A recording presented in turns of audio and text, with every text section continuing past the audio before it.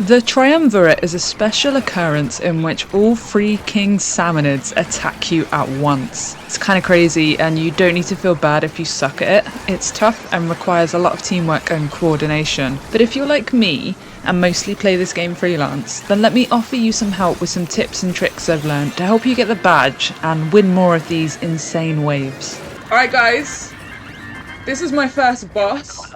I know you guys have been playing already, but I'm sorry if I okay. Number 1, stats and mechanics. So I'm going to discuss how the bosses work first. I have 3 other videos linked in the description about all the kings individually. I sincerely recommend you watch them first before this, as I break down all 3 kings in detail that won't necessarily be covered here. I will cover some of the main points here again, so skip to the time on screen if you want to skip this bit, but for those of you who are new here, here's how the bosses work. For context, Coho is Cohozuna, Boris is Horrorboros, and Joe is Megalodontia. Cohozuna has the least HP at 40,000 maximum and doesn't have any special way to hit it. Your goal is just to inflict as much damage on it as quickly as you can. It has a splashdown like attack that sees it jump in the air at set times, 87, 71, 55, 39 and 23 seconds. If you're in the radius of Coho's landing spot, you'll instantly die. Coho also has a lunge attack that it does periodically when not jumping. It does 60 damage, meaning it's possible to survive this. Coho tracks to the nearest player. You'll hear this referred to as having aggro, which means having the attention of Coho on you. Coho does not interact or damage any other enemies. Horrorboros has a maximum HP of 55,000 and flies across each map in set patterns. Its body doesn't damage you, instead it charges up a bomb in its mouth and throws it at the ground. The bomb, which is similar to that of a Booyah bomb, does 3.3 damage per frame, but is large and covers a wide area. The bomb is considered the weak spot of Boris, as if you damage it enough, it causes it to misfire and damage Boris itself. The bomb has 2,500 HP and when it misfires, inflicts a further 5,000 damage, meaning exploding the bomb in its mouth does 7,500 damage total. When this bomb explodes, it also damages and kills all enemies in a set area. You can also damage Boris through hitting its body, something you can do throughout the wave. Megalodontia has a maximum HP of 65,000, which is substantially more than the other 2. Unlike the other 2 kings, however, it is a dedicated weak spot that inflicts a higher percentage of damage and is where the majority of your attacks should focus. Its weak spot deals 70% more damage than if you were to hit it anywhere else on its body. For example, 200 damage becomes 340 damage. The rest of its body is able to be attacked for regular damage. Joe's back always faces where it was previously attacked, making it pretty simple to lure and know where the weak point will be. The only time this differs is for Joe's first attack, with its back facing where the first bosses spawn. Joe has an attack cycle similar to that of a Moors boss. It tracks a player, submerges itself, and then launches itself out of the ground in an attempt to eat the player. Joe destroys everything in the radius it eats, which includes lessers and all bosses, allowing you to create golden eggs quickly. As a result of this, Joe is unable to be attacked for roughly 40% of the wave. Welcome back if you skipped here. Let's talk about what happens when all 3 kings are on the map at the same time. Coho doesn't interact with the other kings nor the other enemies. It kind of just exists within its own little world. However, Boris and Joe are able to inflict damage on it. Boris when its bomb misfires, and Joe if Coho is in its radius when it launches out from the ground. Boris and Joe do interact with everything else on the map. Boris's misfired bomb deals damage to itself and any other king nearby, and all lessers and bosses nearby. Joe's attack cycle affects everything that is in its radius. All bosses are in effect one-shot kills for it and golden eggs pour out as a result. Joe also substantially damages the other 2 kings, which is what you want to prioritise for the majority of this wave, but we'll discuss strategies later on. The main thing to be aware of is that the kings do interact with each other, and this is the best strat to focus on. Number 2. Weapon rules. Thankfully, given the task of defeating 3 kings at once, you're given Grizzco weapons to help you. At the time of making this video, it is only Grizzco weapons that you can use during Triumvirate Waves. Let's talk about them one by one. Grizzco Charger is, in my opinion, the strongest weapon to be given during a Triumvirate Wave. It's easy to use, fast to fire, pierces through all non-armoured enemies, and has good mobility. It also has range comparable to the E-liter, making it the longest range Grizzco weapon. Each shot does 200 damage and it is basically an illegally modified bamboozler. It's one of those weapons where I feel invincible when I have it. The only downside I can imagine people might say about it is that it only has 7 shots per 4 full ink tank. This means there needs to be a little nuance with the weapon and thought about when you can fire and how many shots. It's always good to count your shots with the charger and be mindful of your positioning. Can you afford to fire all 7 and safely recover the ink, or should you ensure you have 1 to 2 shots spare just in case you need to relocate quickly? The key to success with the charger is strict ink tank management. Bombs should rarely be used, and you shouldn't ever find yourself without enough ink to ensure your own safety. For this weapon, you can do everything, and I truly mean absolutely everything. Whether you should, however, depends on the other weapons your teammates have. What is important to note is that when you have the charger, you likely have the most range. It is therefore wise to be on the lookout for bosses that can be defeated with the range you have. Steelheads, fish sticks, slamming lids, steel eels if you think they're going to pose an issue with space, and stingers and big shots from comfortable distances. The charger's ability to pierce should also be something to keep in mind in regards to lesser control. Can you line up the lessers with the bosses and the kings to ensure they all take 200 damage in one shot? I spoke about this in the Megalodontia video, but it's worth mentioning again here. The Grizzco Charger can pierce through Joe's body. If you aim it right, you can hit Joe's body and weak point simultaneously, causing 270 damage per shot. That's 540 per shot instead of 200. Given its rate of fire, you can deal 3,640 damage in 7 quick shots before you need to refill your ink tank. I also want to stress that if you're given a Grizzco Charger and all your teammates have little to no range, then you'll likely need to be the person managing Boris. You'll not only be the only player who can hit it, but you may not be able to coordinate with your teammates well enough so that they can use Joe to damage it. If this is the case, then focus primarily on Boris until it's defeated. Then you can help elsewhere. If you're confident that Boris is taking substantial damage without your help, then you can flex between damaging it and managing the other tasks, such as boss management. The Grizzco Slosher is slightly trickier to manage during Triumvirate Waves due to its extremely harsh ink tank. At 4 sloshes per ink tank, you need to be so careful and mindful about what you use the sloshes for, and if you can spare any to make an exit. The sloshes aren't exceptionally powerful. It's 360 per hit, 150 per indirect. However, its ability to pierce everything, including armoured enemies, is why it becomes so powerful. Its sloshes are long and are able to be aimed in many different ways. Grizzco Slosher's total damage per ink tank is 1,440, so it's not as highly powerful as the other Grizzco weapons per full ink tank. Generally speaking, the Grizzco Slosher should be used the same way you always use it, as a slayer of all bosses. Being able to ignore Drizzler, Steelhead, Scrapper and Flyfish armor is huge, mainly because of efficiency. You don't need to worry about waiting for their cycles to start, and this means you can do things much faster, which in turn provides more for your teammates. You should still aim to damage any of the kings whenever you have the time and space, especially if you're able to combine them with other enemies with its piercing. However, you may be the best person to run around slaying as many bosses as possible, as your teammates can use the golden eggs or focus on damaging the kings.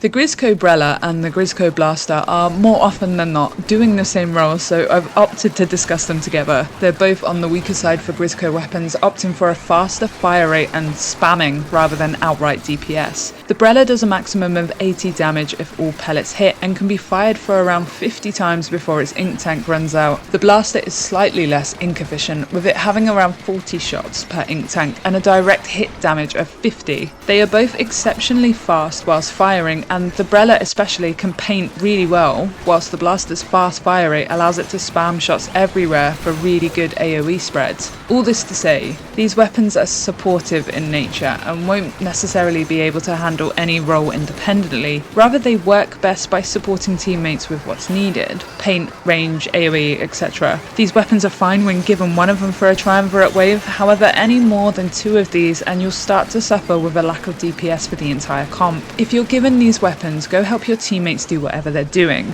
damaging the kings, slaying bosses, clearing lessers, or go help keep the ground and walls well painted to allow for good movement. I often find that I'm more useful at dealing with statics due to having good mobility and decent ink efficiency. You won't be doing anything super fancy with these weapons, but I value having at least one of these on a comp, as they're generally the fastest and easiest Grizzco weapons to play. You just hold down ZR and continue firing without ever stopping.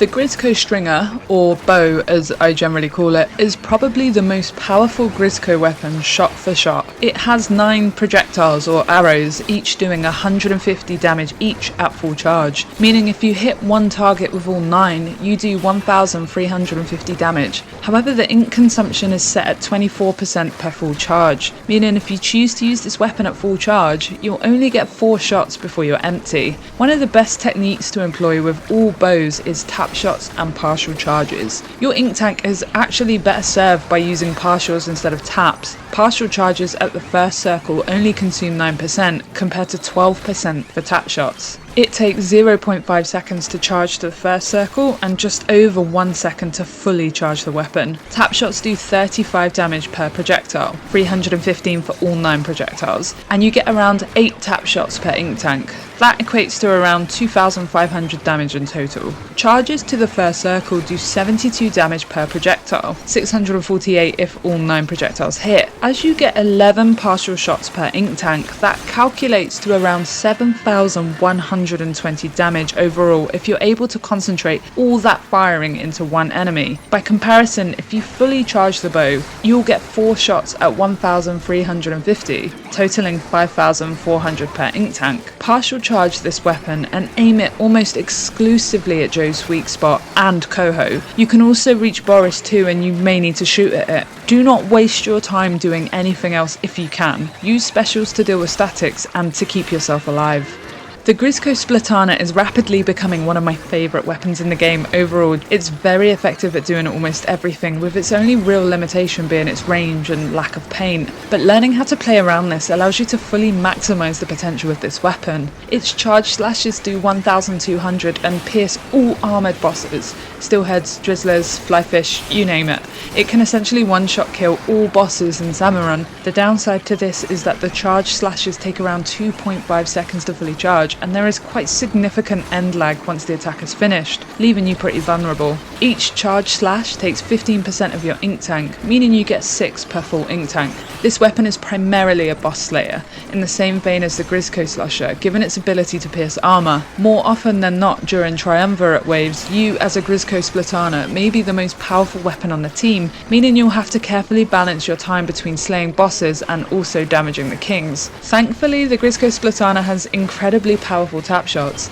Each swing deals 200 damage and only uses 3% of your ink tank, meaning you have over 30 slashes before you're out of ink. This allows you to move quickly across the map and charge your way through lessers and any bosses exposed. Like the Grizzco Charger, you can kinda do it all with very few limitations. Whether you should though is dependent on the comp your squad has. See what's missing and see if you can fill the gaps. You're rendered ineffective against Boris, but you should use Joe to counteract that wherever possible and focus your attacks on Joe and Coho. The Grizzco Dualies are another supportive Grizzco weapon that may see you struggle to use aggressively if you're faced with enemies that counteract it. You can dodge roll 9 successive times of it, with each dodge roll causing an explosion of ink and using 7% of the ink tank. The dodge roll also damages enemies. Within close radius, it causes 125 damage. A slightly further radius will see it cause between 40 and 125 damage. After dodge rolling, the range and fire rate of the Grizzco Dualies increases to that of the Splat Dualies, meaning you can reach enemies further away. Without dodge rolling, your range is severely limited, so you're incentivized to use dodge rolling. This becomes tricky during Triumvirate Waves as space is an issue and you can end up dodge rolling straight into the water or between too many enemies. The paint you can provide when dodge rolling is fantastic, and generally speaking you have a really good ink tank and really good movement, but it may be difficult to provide any substantial damage. The shots do 30 damage and don't increase following a dodge roll. The way I've found best to play these is by supporting whatever my teammates need. Usually it's turf and lesson controls, 2 things that the weapon is really good at doing. I also find that I'm normally the best weapon to go for problematic statics due to good mobility and the ability to spam bombs. You'll likely want to use golden eggs more than your main weapon where possible, especially for Boris, but you should always look to sink some damage into Joe and Coho wherever you can, as you have one of the easiest weapons to do so. The Grizzco Roller is unique as a Grizzco weapon just because it's a roller. It does 400 crush damage, but it has a very good ink tank and incredible rolling speed that allows you to maintain rolling form for a very long time. The issue then becomes, well, actually does it make sense to stay in rolling form as the bounce back and difficulty in damaging certain enemies becomes apparent, especially when you're on high tide or surrounded by water? You'll struggle with the Grizzco Roller just because it's a roller. They don't have the best uses, and I find everything a Grizzco Roller does is already covered by another weapon. With the exception of the crush damage, I find the Grizzco Roller plays extremely supportively, most notably with lessers, which, to be honest with you, is something already covered by other weapons like the Dualies, Blaster and Brella. This can cause an issue if you have all these weapons without one of the dedicated slayers. You'll be forced to take a slayer roll. The horizontal flick is very fast but extremely short ranged and does a maximum of 150. The vertical flicks are slow but cover an extremely long range, useful for one-shotting bosses such as steelheads or steel eels. It takes over a second to launch the attack and it can deal a maximum of 600. Ideally, like other rollers, you're best served when you're able to crush enemies with it, but you may find it easier to switch between rolling and flicking where needed. Like the other faster Grizzco weapons, you may be the best person to go for statics as you'll have the best speed and ink efficiency for it. You can reach Boris with a vertical flick, but it will be much quicker to throw golden eggs, much the same as Joe and Coho. If you can find a corner to peel Joe in, you get a lot of niche value out of the roller. Number 3, specials. Everybody gets 2 specials for the Triumvirate fight. You need to use them well. Specials are there to help you for lots of different reasons. To immediately clear a crowd, to provide range where you don't have it, to provide DPS where you don't have it, to allow you to live and survive longer, to create turf and space, and it provides relief for your teammates, whether they can get revived or they can use the time to recover ink. It also, most importantly, allows you to do a task quicker than you otherwise would. Think, for example, using an Inkjet to defeat several statics instead of manually going down there to do it. This saves you time and allows you to focus more on the primary objective. Specials should be used proactively and never really as a last-ditch option. However, I will speak about cases where a last-ditch special may help, but generally speaking, you want your specials to give you a huge advantage over the kings and the bosses on the wave. Do not hold on to them until 10 seconds left and do not keep hold of them. Given you have 8 specials between you, using them proactively is the best way to do it. You'll never succeed in Salmon Run if you don't use specials proactively, and using them with 5 seconds left is one of the worst ways to use them. If there's less than 10 seconds left, I don't want to see time wasted on specials. I'd rather see the main weapon shooting at the kings. Any time activating specials is time spent not damaging the kings. Range specials like Inkjet, Killer Wail and Triple Inkstrike are fantastic for supporting your team when range is an issue. There is no one way I use these specials. I simply see what needs to be done and use it accordingly. Groups of statics are an ideal candidate, especially if you've aggroed the kings to the opposite end of the map. This allows you to deal with them quickly without risking disrupting the flow of the kings. Inkjet and Triple Inkstrike are okay at damaging the bosses, more so Boris as they provide the range, but I really value them more as static slaying specials, as I find giving my team safety to continue slaying the kings is far more beneficial. Killer Wail is a bit different and one I specifically use for the kings if I need to. It works exceptionally well for Boris and moderately well for Joe, especially if its weak spot is turned away from you. Killer Wail is also quite quick to use, meaning you can empty your ink tank, aim the Wail where it needs to be aimed, and then immediately have a full ink tank again. It provides so much range if that's what you're lacking, something to be aware of if you're given it. Crab Tank becomes a bit tricky to use during Triumvirate Waves as it is slow and you're locked in for the entire duration of it. You need to ensure you are safe or well protected if you decide to use this. The Crab Tank can provide so much DPS, which could be a deciding factor of winning or losing the wave. It needs to be used earlier rather than later, and you need to make sure you can use the most of it without having to stop. Keep an eye on when Joe has aggroed you. The best time to use Crab is when you know you won't be next. You want to use Crab on what is most important to you at that moment. Do you need it for Boris because none of you can reach? Do you need it for Coho because it's being lured away and its health isn't going down quick enough? Or is it best served on Joe with you hitting its weak spot? Remember, you have 2. There is no reason you can't use one directly after another unless you're worried about your safety. Crab should ideally be used against the kings, and I find only extremely rare cases where it's better served for static bosses. You want the DPS focused on the kings, and also as a PSA, If your teammate is using their crab tank, please do your best to protect them and ensure they don't struggle throughout the process. Take bosses off them and don't block their shots. Kraken provides invincibility and also an ability to pierce through armour, however it may struggle on high tide or anywhere close to the water as you run the risk of bouncing back. Kraken should be used when you can damage and kill lots of things at once. Think multiple scrappers, lids, moors, etc. Its ability to pierce armour means you don't have to wait for steelheads and drizzlers to attack. You kill them before they can cause damage to you and your team. Obviously it's useless against Boris, but it can be used to damage Coho and Joe, and I'd recommend doing this wherever you can. Kraken can survive being eaten by Joe, allowing you to play more aggressively and dangerously if needed. Don't forget how useful this special is at clearing a messy cluster of spawns that may be swarming you and your team. Booyah Bomb, Reef Slider and Triple Splashdown are all specials that can work in a pinch if needed. These specials are worth using if it means you'll survive longer, and as previously mentioned, allows you to quickly refill your ink tank. There aren't many downsides to using these in a reactionary last-ditch effort way, however you might not often yield the best results. All three of these specials have a large AoE, meaning you can damage multiple enemies at once. It's in your best interest to use them to damage and kill as many things as possible. I've also mentioned this before in other videos, but these specials are also very useful at keeping you alive, so you can continue to use the weapon you have. The Grizzco bow is way more effective at slaying a king than any of these specials will be.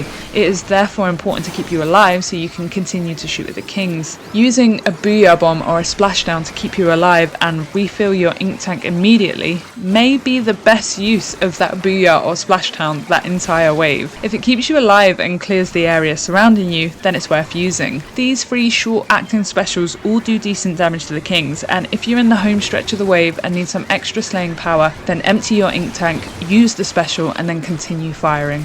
Wavebreaker is a purely supportive special and serves to protect the user and assist the team in general. I use this special quite liberally when I am an ink inefficient weapon or have some mobility issues, such as the Grizzco Slosher or bow. The Wavebreaker is immediately deployed and gives you an instant ink tank refill, serving much the same purpose as the short acting specials just mentioned. What I love specifically about Wavebreaker is that it doesn't end quickly. It gives you over 10 seconds of support to help you stun and weaken enemies, but also covers a wide enough area that it can help revive teammates you might not be able to get to. This special is almost useless at damaging the kings directly, so use it to help keep you and your team safe.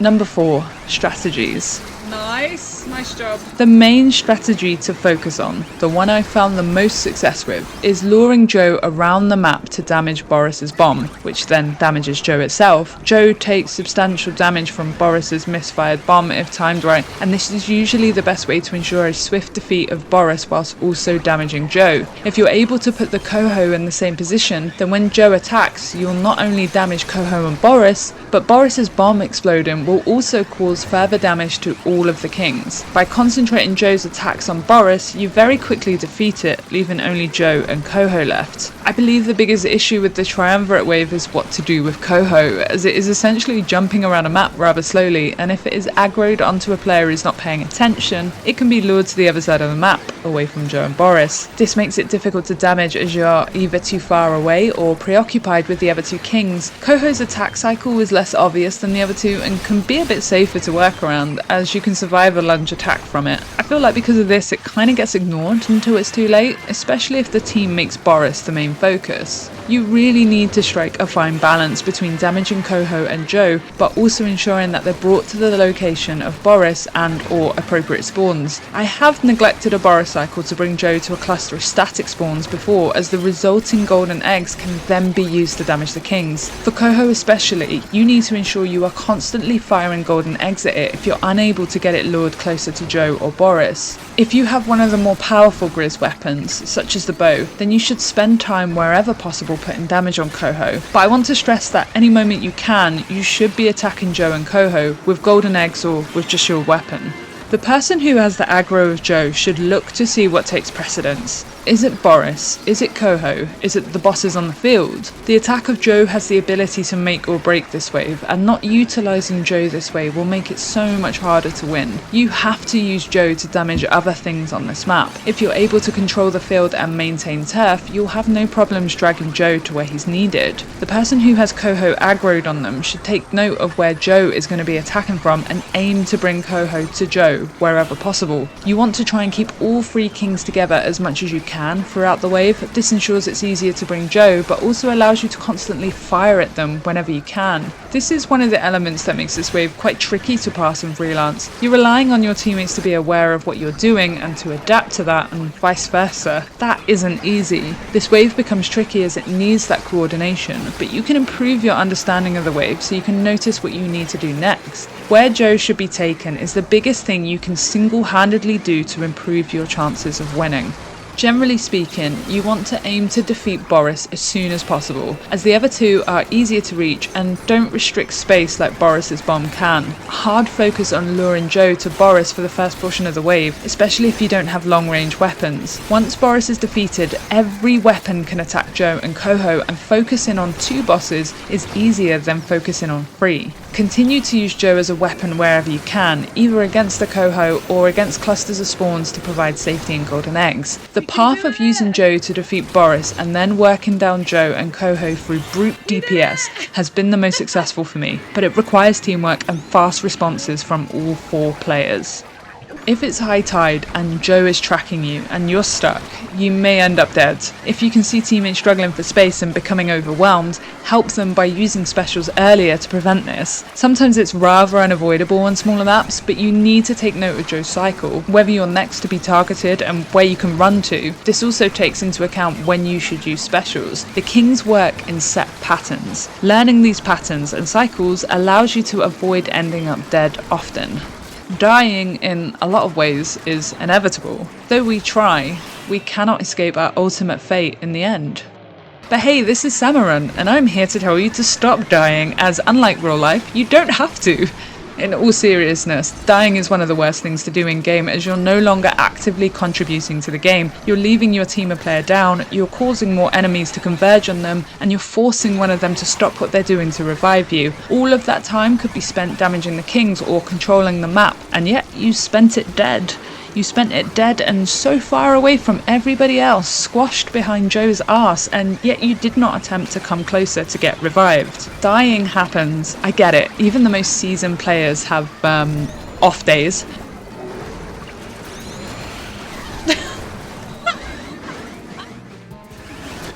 Just gonna clip that. It's just so rude. But repeatedly throwing yourself into dangerous situations just to get an extra egg or an extra kill is not recommended. Emptying your ink tank and dying because you can't escape is a practice you need to stop doing. Panicking using your special because you've put yourself in a bad position is a waste of both your time and your specials, and you'll likely be dead anyway, so why waste it? Think about your losses and reflect on why you're struggling. Are you playing objectively poorly? Is the map difficult because you don't know the layout? Does it always happen with one particular weapon? If you figure out what's causing you problems, then you can make steps to prevent it happening as often. Ink management is an extremely important skill to cultivate throughout Salmon Run, but I've started to notice its importance here more than anywhere else. Running out of ink is an immediate death sentence, unless it's done on purpose. Before using a special, you should empty your ink tank, whether it be by throwing bombs or using your main, as a special will automatically refill it for you, negating any downtime spent recovering ink. This is time spent efficiently, another skill that is worth improving on. Anytime you're able to gain time instead of losing it, you're technically ahead of where you should be, allowing you more time to do the objective, which in Triumvirate Waves is shredding all 3 kings. Giving yourself more time to fire at the kings is always a positive. I want to quickly speak about task management. You want to keep the kings located where you and the rest of your team are, but sometimes you'll be forced to separate, whether it's for space, safety, or boss management. The thing I notice most freelancers struggle with is optimization of efficiency. Why are you following your teammate out to a stinger to contest the kill when you can remain by the kings helping to damage them instead? There is supporting your teammates, but there's also wasting time and doubling up on tasks. Don't be that guy that follows others out to try and put the last last shot on all bosses. If your teammate has a good weapon for it, and they're surviving okay, then objectively you're better served staying with the kings. Having a 3-1 split in favour of the kings is mostly the right way to play. However, this can change depending on the space you have and the bosses that spawn. All I want you to take away from this point is that you shouldn't waste time trying to do tasks that are already being managed. Help them when needed, but remember that this is a team game and the common objective is killing the kings.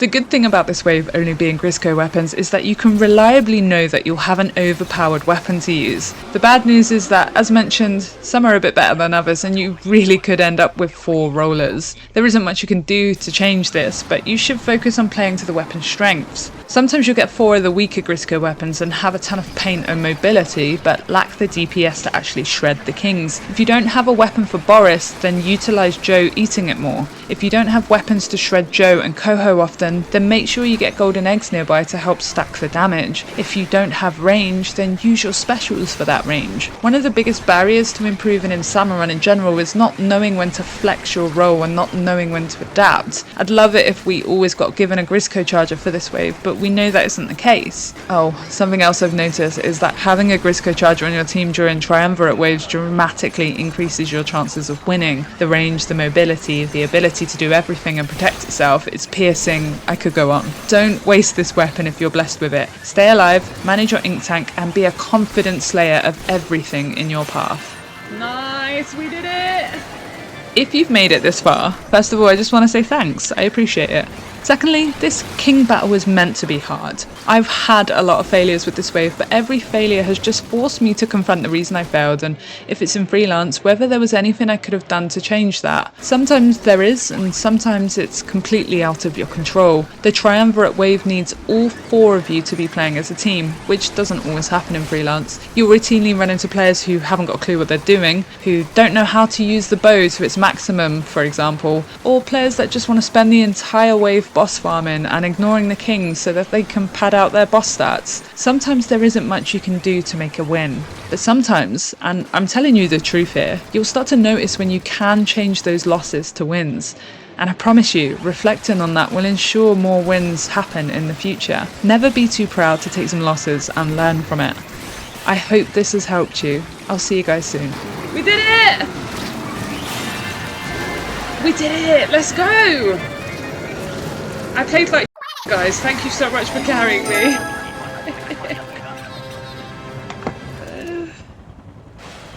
Let's go. Cute 30 bronze! Yeah, it's gonna be 30 bronze. 6 gold!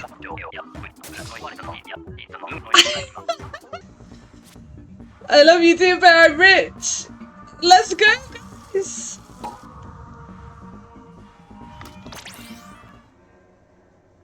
Oh, that's such a cool badge as well. Favourite employees alert. Guys, I'm just gonna go 27 bronze for that, Mr. Grizz. Please.